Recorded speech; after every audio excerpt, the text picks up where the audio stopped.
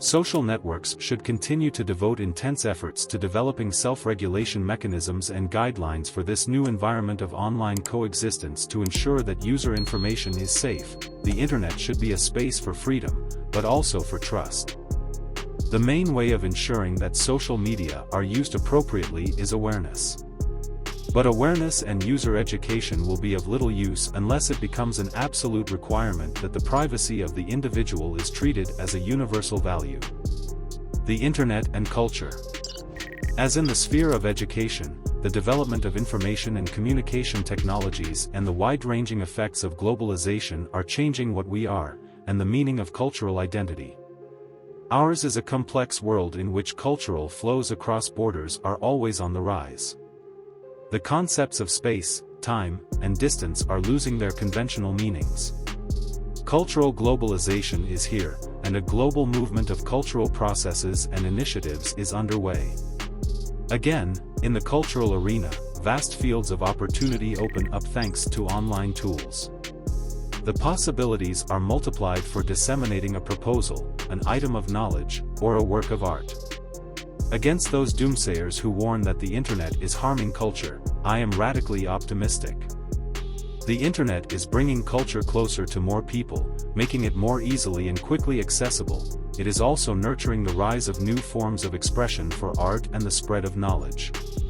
Some would say, in fact, that the internet is not just a technology, but a cultural artifact in its own right. In addition to its impact on culture itself, the internet is enormously beneficial for innovation, which brings progress in all fields of endeavor, the creation of new goods, services, and ideas, the advance of knowledge and society, and increasing well-being. The internet and personal relationships.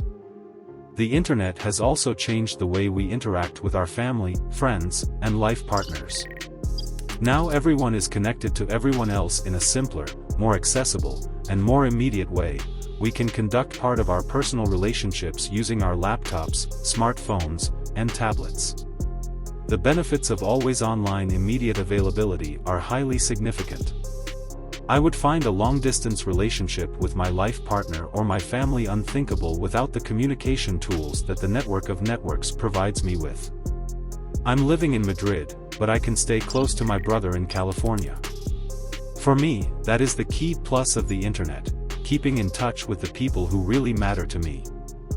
As we have seen, the internet revolution is not just technological, it also operates at a personal level, and throughout the structure of society.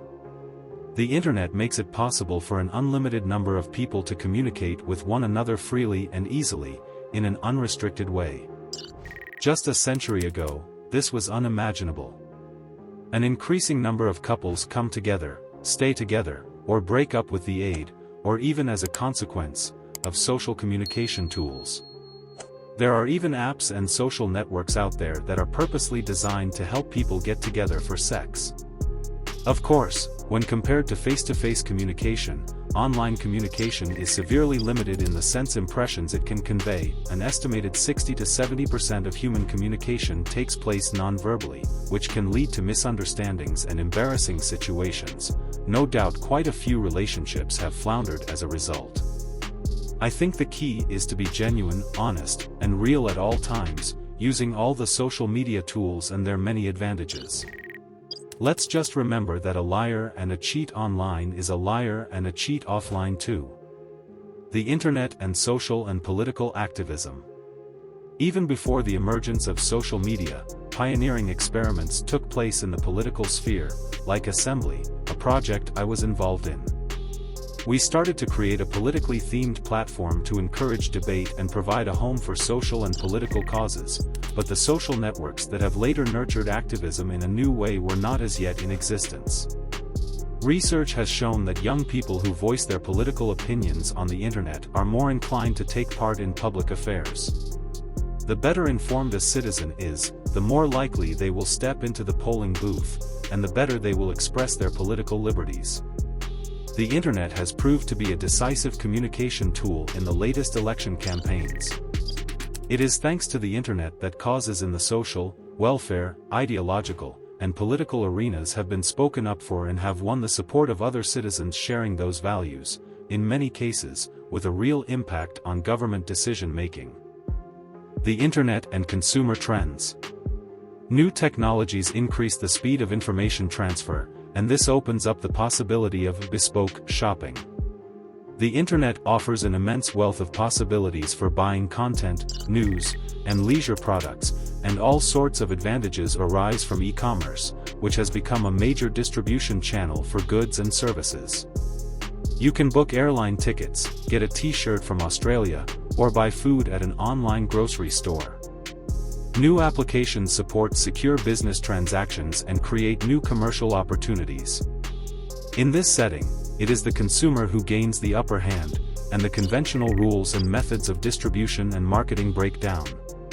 Consumers' access to information multiplies, and their reviews of their experience with various products and services take center stage.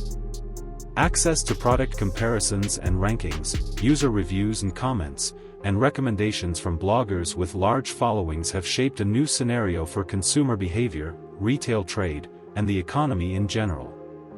The Internet and the economy. The Internet is one of the key factors driving today's economy. No one can afford to be left behind.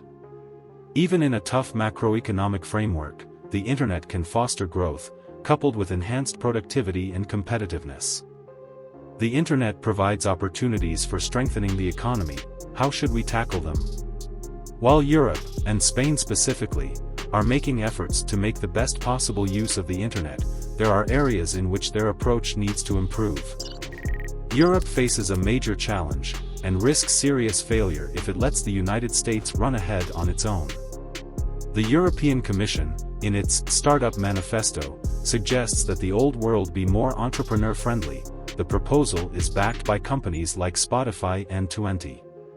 Europe lacks some of the necessary know-how. We need to improve in financial services and in data privacy, moving past the obsolete regulatory framework we now have and making a bid to achieve a well-connected continent with a single market for 4G mobile connections.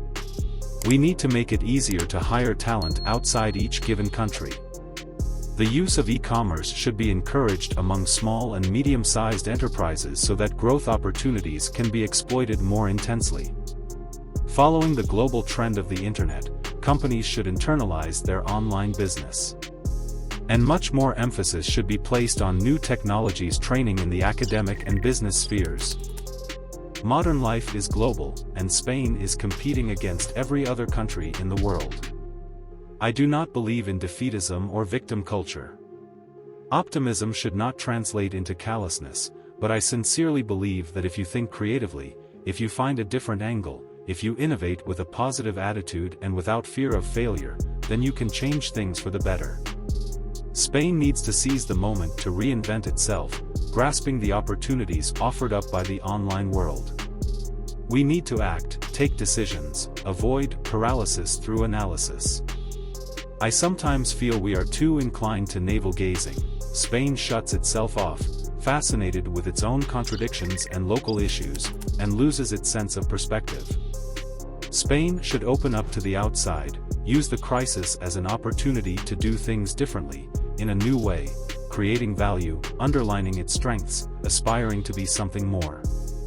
In the United States, for instance, diving headfirst into a personal internet-related startup is regarded as perfectly normal. I'm glad to see that this entrepreneurial spirit is beginning to take hold here as well. I believe in working hard, showing perseverance, keeping your goals in view, surrounding yourself with talent, and taking risks. No risk, no success. We live in an increasingly globalized world. Of course, you can have a Spain-based internet startup. There are no frontiers. We need to take risks and keep one step ahead of the future. It is precisely the most disruptive innovations that require radical changes in approach and product, which might not even find a market yet ready for them. These are the areas providing real opportunities to continue being relevant, to move forward and earn the future, creating value and maintaining leadership. It is the disruptive changes that enable a business, product, or service to revolutionize the market, and, particularly in the technology sector, such changes are a necessity. The future of social communications, innovation, mobile technologies, and total connectivity in our lives. The future of social communications will be shaped by an always online culture. Always online is already here and will set the trend going forward. Total connectivity, the internet you can take with you wherever you go, is growing unstoppably. There is no turning back for global digitalization.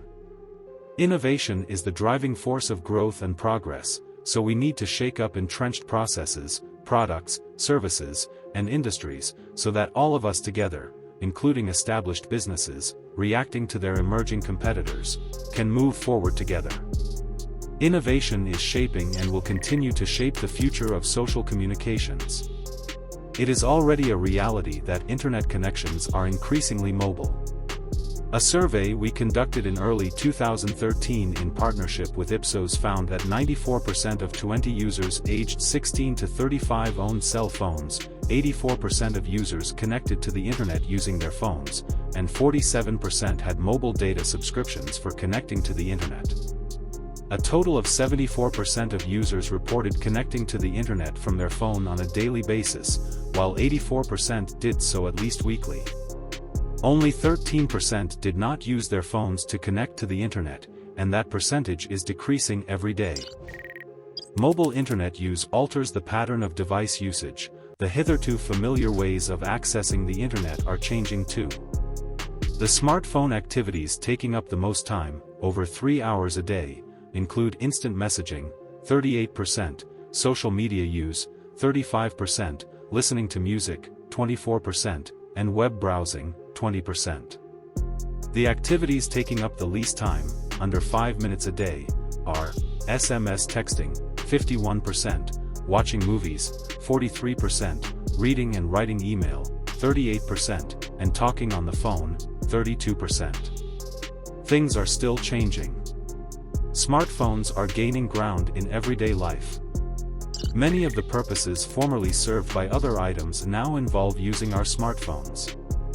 Some 75% of young people reported having replaced their MP3 player with their phone, 74% use their phone as an alarm clock, 70% use it as their camera, and 67% use it as their watch. We have been observing these shifts for a while, which is why we decided to reinvent ourselves by placing smartphones at the heart of our strategy. I want to use this example as a showcase of what is happening in the world of social communication and the internet in general. Mobile connectivity is bringing about a new revolution. Tuenti is no longer just a social network, and social media as a whole are becoming more than just websites.